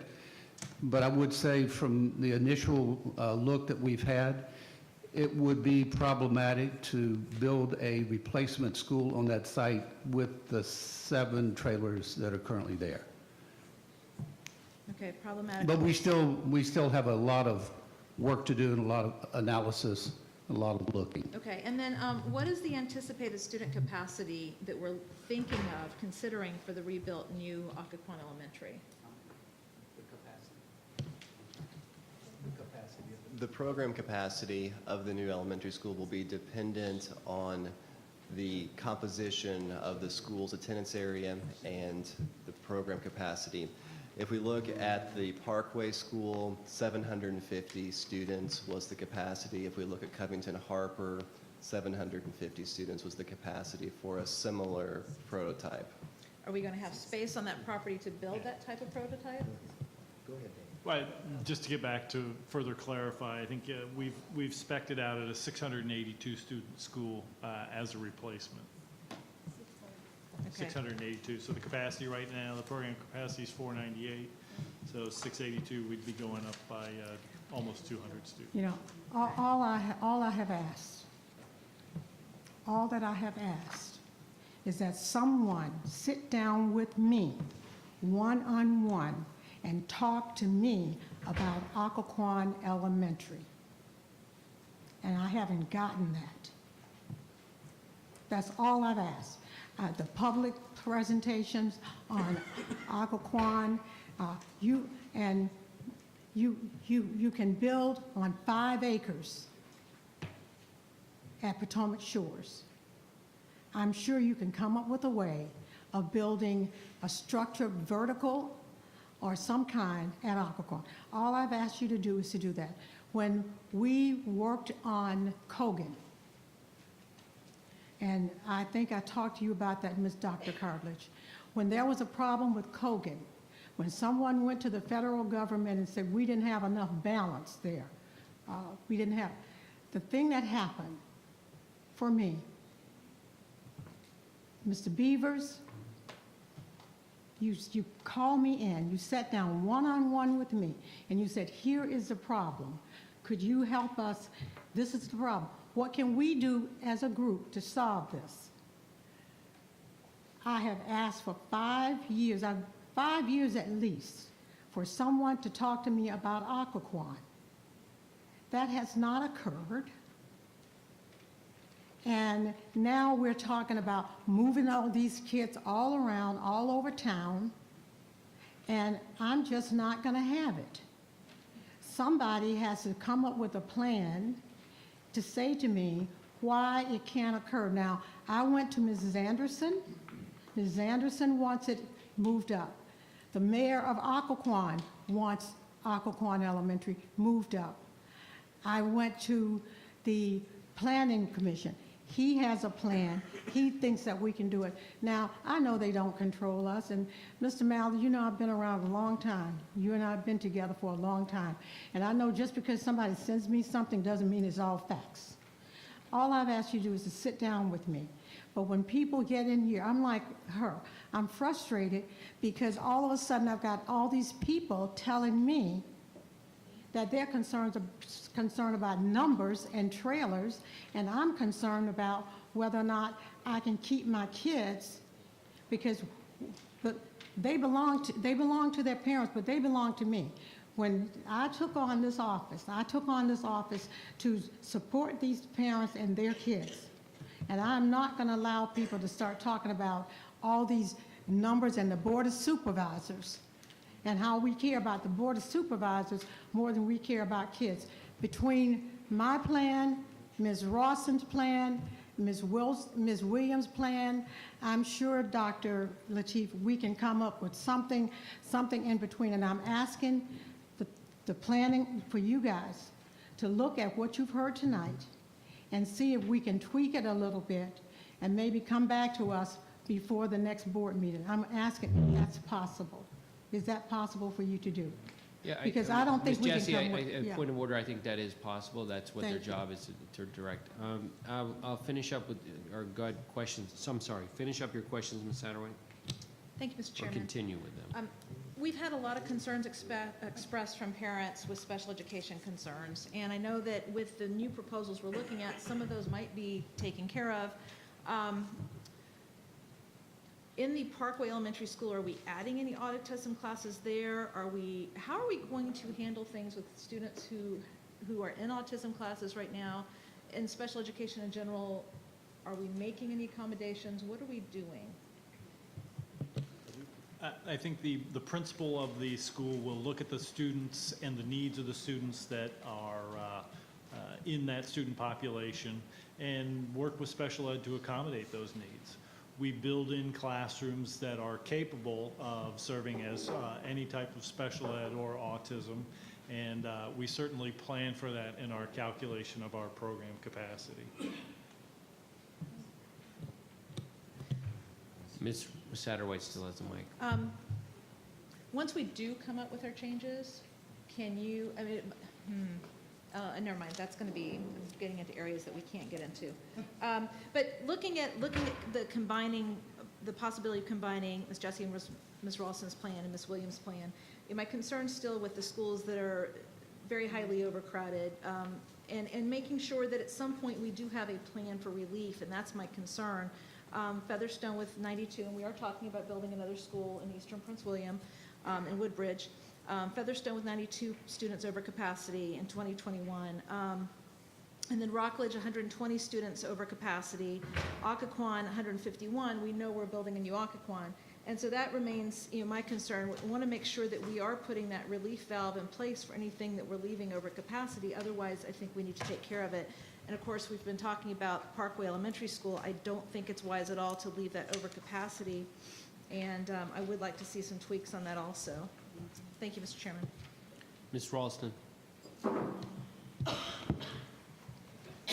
After listening to everybody, you haven't heard me yet. So let me just say that one of the things that's real important is that you have space to build a school. So NEAPSCO has zero. You can build all the schools around us, and you're going to end up with most of my kids because we are landlocked, absolutely landlocked. Now, the thing that, because I'd love to see the kids in the new school. I don't want to just see a new side and some rooms. I'd like to see a whole school. People are sitting here talking about great schools and what they can do in them. I have no clue to that.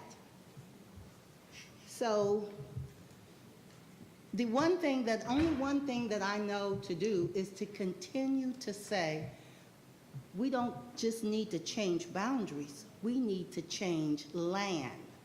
We need to expand land, but I don't know how you do that here. I'm not from here, but that's okay. So You know, one time I asked you to do something and it really turned out not so hot because I had more kids than we had space. And I'm gonna do it again to you, please. It is important to me that my kids come back and stay in their schools. That's all. They don't mind being, for some strange reason, they don't mind being overcrowded, and neither does the principal. Bring the kids back to us. And that's it. Thank you. Ms. Williams? I'd also like the board members to consider that this is a special boundary planning session for me because this directly affects my family. So I'm not just a board member. My child goes to a school that is going to be it is now, eats lunch at 10:30. So I'm very acutely aware of what it is to send a child to an overcrowded school. None of my schools in any of these plans really goes under capacity to allow a lot or substantial room for growth in any plan.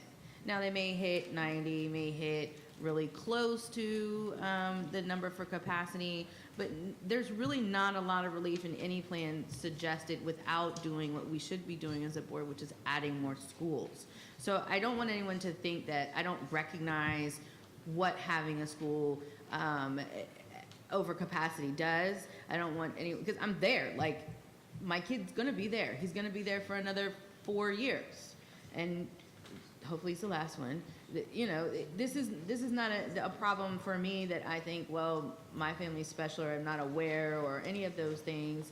This is why I'm asking for us as a board, when we look at this, let's also expand our horizons and think, what are our other alternative ways to reduce overcrowding over the long period of time that's a more permanent solution? Because no matter what happens, we had Occoquan Elementary replacement, we do another Eastern Prince William County elementary school, my kids are gonna be moved again.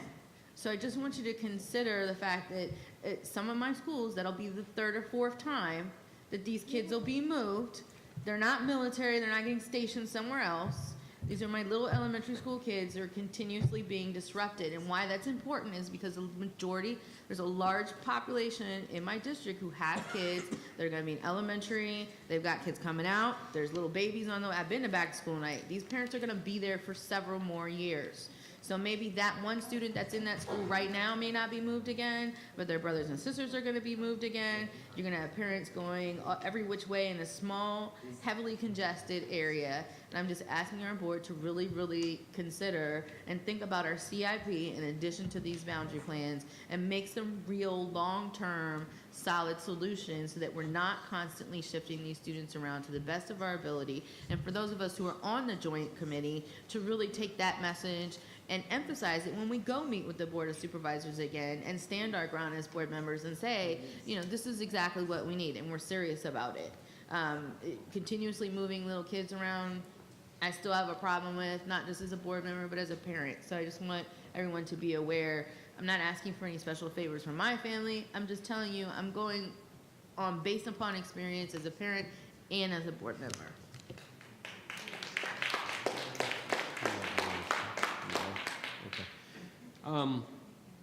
So the first thing I want to do is thank the staff, and it's a lot of work. I want to thank the Boundary Committee as well.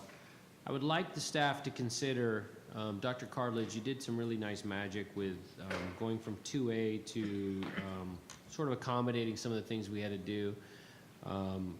But, you know, that added going from 2A, you know, a significant number of trailers. And I am over capacity on that plan as well. But if we can take a look in you know, the reason we added this meeting and the reason we're working on this and we're going to continue to work on it for the next few days is so that we can get it done by next Wednesday night, because that's part of the budget. But I want to address Ms. Williams' concern throughout the next few days if we can, because she has asked that we extend the vote, and that's still, I guess, within the cards. But if we can get this work done in the next few days, you were able to do some really terrific things in moving around, in accommodating a lot of the folks that we talked, a lot of the things we talked about. And Ms. Jessie, you guys have put in a lot of time and energy. If there's a way out of those last 3 plans, we can find a way to not open the new school over capacity with trailers. If we can find a way, just a thought. I mean, and you have some areas where you're willing to give. I think we all have some areas where we're willing to give it and work together over the next few days where we can come up with some numbers that are a little bit better, still keeping the spirit by which you addressed the concerns in the community of Occoquan whom you represent. I'm not asking you to give up on that. I'm asking that we take a look at the last 3 there and see what we can come up with in some tweaking. Is that reasonable to consider looking? And that would be the plan. And the options are, obviously, we can look at different plans on the night of the final vote, but if we can work together to come up with one that accommodates where folks are. There are certain things in this plan that I cannot bend on. There are some things in the plan, especially as I looked at, in fact, this afternoon I was looking at that Parkway thing and think we've got to figure out a way to tweak that. I think we need to tweak that a little bit, yeah, and relook at that. And I think Mr. Cartledge, Dr. Cartledge and his staff and I know he'll hear from my house because that's what we've been doing for the last couple of weeks, just looking at ways to move kids around without, and I was just talking with Ms. Satterwhite. She has some ideas, and I think all of us have ideas, and we need to send them in. But I think everybody has to realize, at the end of the day, her district is her district, and primarily is mine. And I'm going to be, I have to fight for my district. Thank you. So, does that mean, okay, thank you. Ms. Williams. And to direct response to what you just said, Mr. Chairman, I'm willing to, as I have been, I mean, I called in my suggestions to the planning team. Thank you so much, because I try to cause you least amount of problems. I know I've been horrible this time. But just like Ms. Jessie said, it's, that's why I'm elected to my district, is to fight for my district. I respect everything that you do. I think you've done a fantastic job. I am willing and open to looking at whatever new plan comes out of this work session. Again, if I have any problems or issues, I'm happy to call, just like I did last time. I will say to your credit that you've been absolutely fantastic about listening to my suggestions, hearing from me. I respect the fact that clearly you guys do not live all over the county. So your job is a very tough job and it's very hard. But I am open to hearing whatever comes out of this work session. I think that's the right thing to do always. So I don't have any issues with that, Mr. Chairman.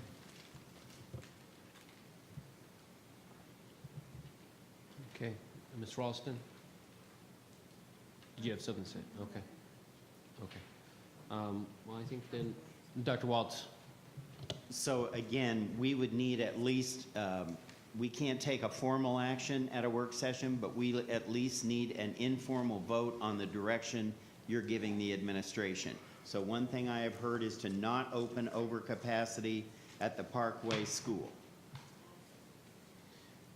Yes. I mean, that's my recommendation. I mean, I would like to not do that, and I think a number of the plans have that in there.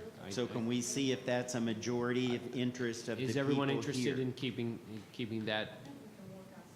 Because we're only at 0.3, we're 3% over, so I think,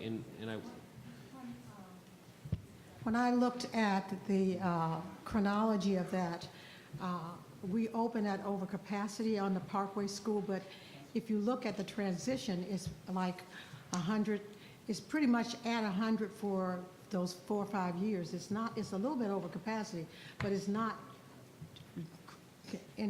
increasing. So I think a few tweaks here and there, I think we can. so you're okay with that? We can Trying make to it tweak happen, that. Mr. Trenum? as long as it doesn't. Thank you, Mr. Chairman.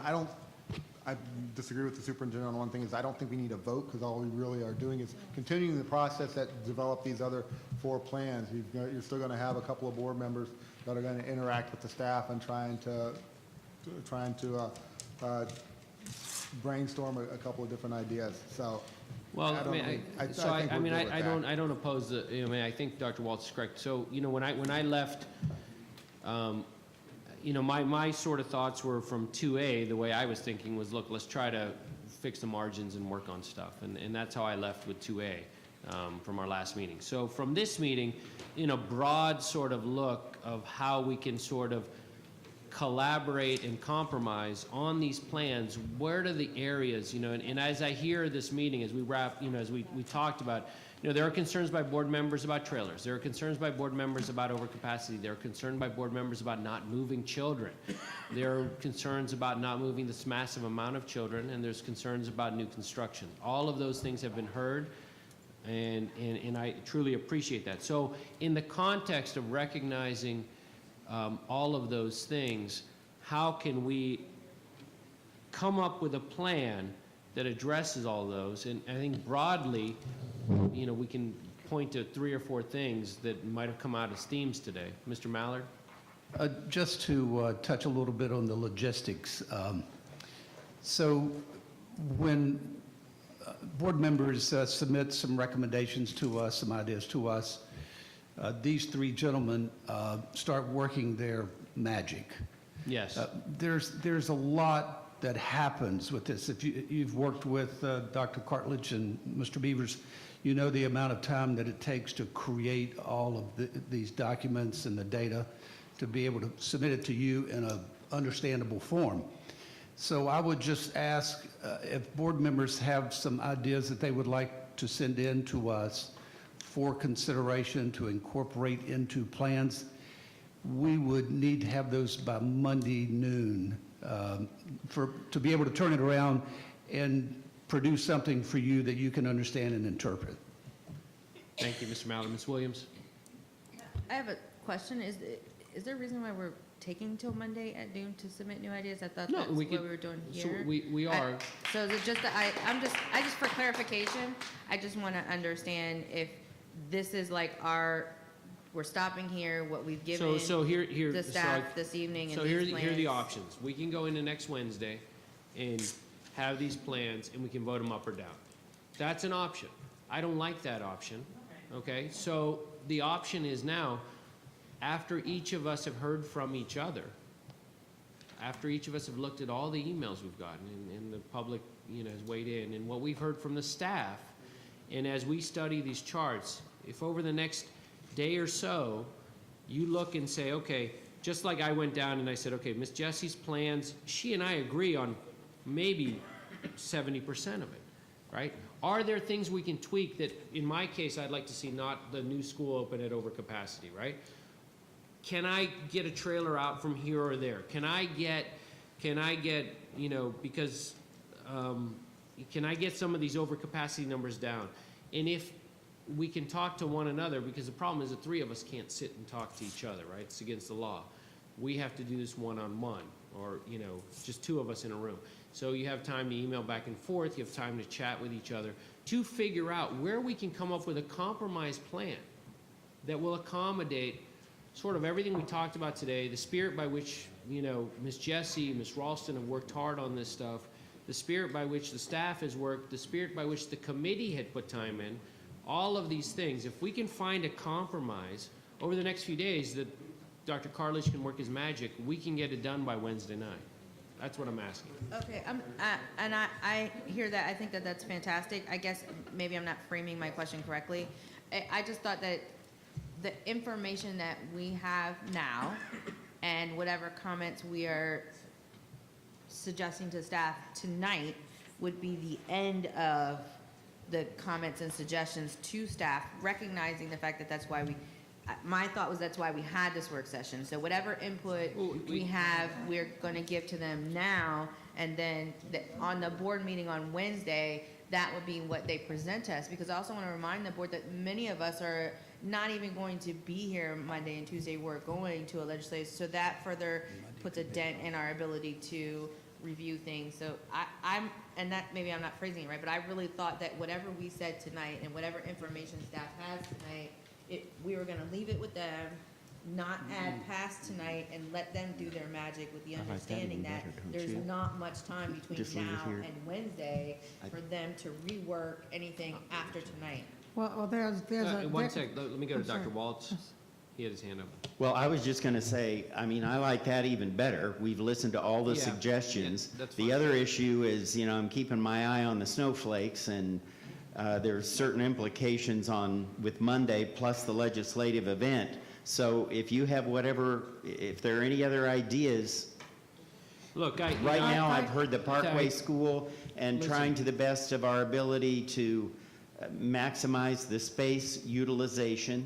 Yep. Those are the two big themes. I would, I think we can do it tonight, but I'm a person, I have to sleep on it, and I'll be honest, when I go back to my house, I know my husband's gonna put these maps up and start looking, and he'll call Dr. Cartledge, and I think I would like the option for me personally to be able to maybe give you a call, maybe tomorrow after we have a time to look at it. That is absolutely within Okay, your, that's yes, please, and do that. Make Do the that. deadline Friday So noon sure. instead of Monday So noon. listen, there's snow, there's the legislative meeting, I totally get it.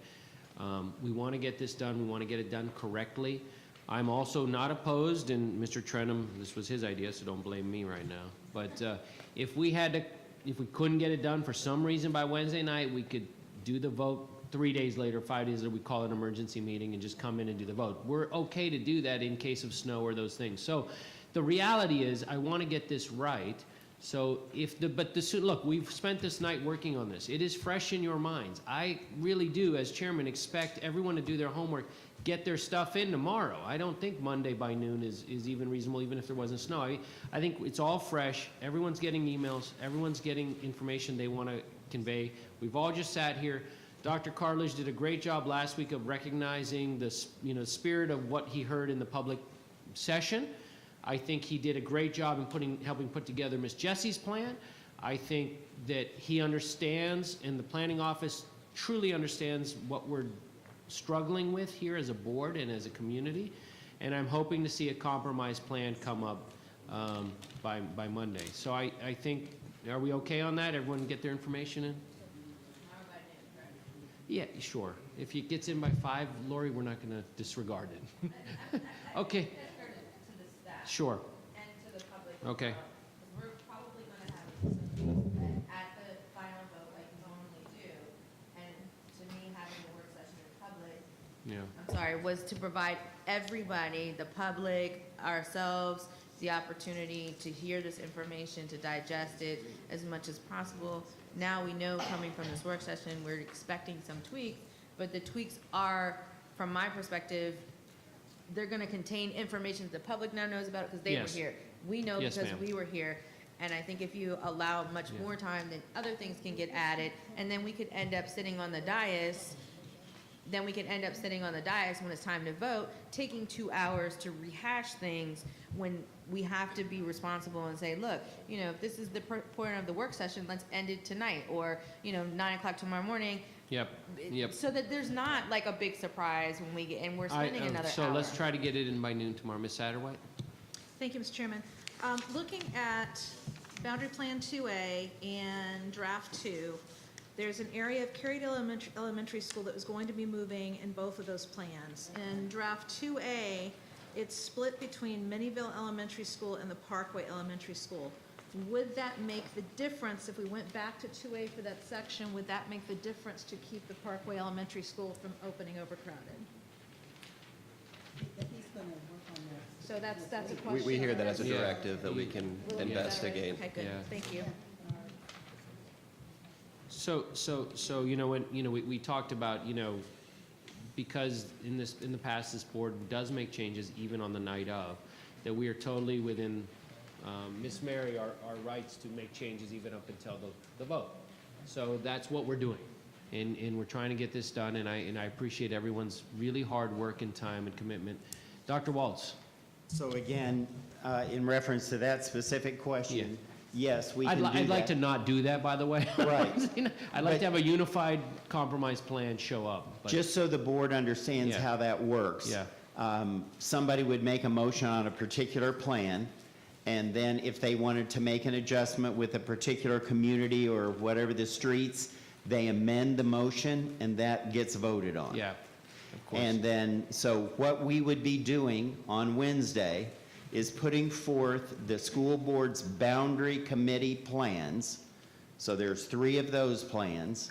And then the staff will do to the best of their ability, based on any other input, tonight's included, and anything up till noon tomorrow, to combine these other new plans into one. So essentially, our goal would be to try to have the school board's boundary committee plans and then a compromise plan. Yeah. I think that's reasonable, and I think that's the way we should proceed. And so by noon tomorrow, folks, if we can get your stuff in, that would be outstanding. Are you telling us, Dr. Walt, school will be canceled on Monday? I No, sir. No. Ms. Williams, did you have your hand up, Ms. Satterwhite? No. Oh, okay, Ms. Williams? I would just like to ask the board to think about maybe having a work session, or maybe at the next one of our future meetings in the future, really, as Ms. Jessie said, and after sitting through this process and a couple other boundary process, really look at how we come up with these boundaries and come up with maybe a more modernized plan for it, because I just think that we all know our communities, everyone is different. I think that the way we have been doing boundaries probably worked very efficiently at one point, but I think we're a different Prince William County. You know, my district doesn't email, you gotta go to them. There's just varying, and we change frequently, and maybe this is a good time to reevaluate how we look at boundaries moving forward, knowing that this is going to be something that not only this board contends with, but boards in the future. And maybe it's a good opportunity for the board to try to make some adjustments moving forward, so that we don't, you know, I try my hardest not to give staff a heart attack, so that maybe we could think about that in the future, because we make the high level decisions, but they're the troops on the ground, and there's much more work probably than we even realize that they have to do to get a plan to us. So I think maybe it would be vital to get some input from them too as well when we consider that. Dr. Waltz? Just one final follow-up to the question about the snow. Yeah. Follow me on Twitter. That's where you hear it first. I see. Very good.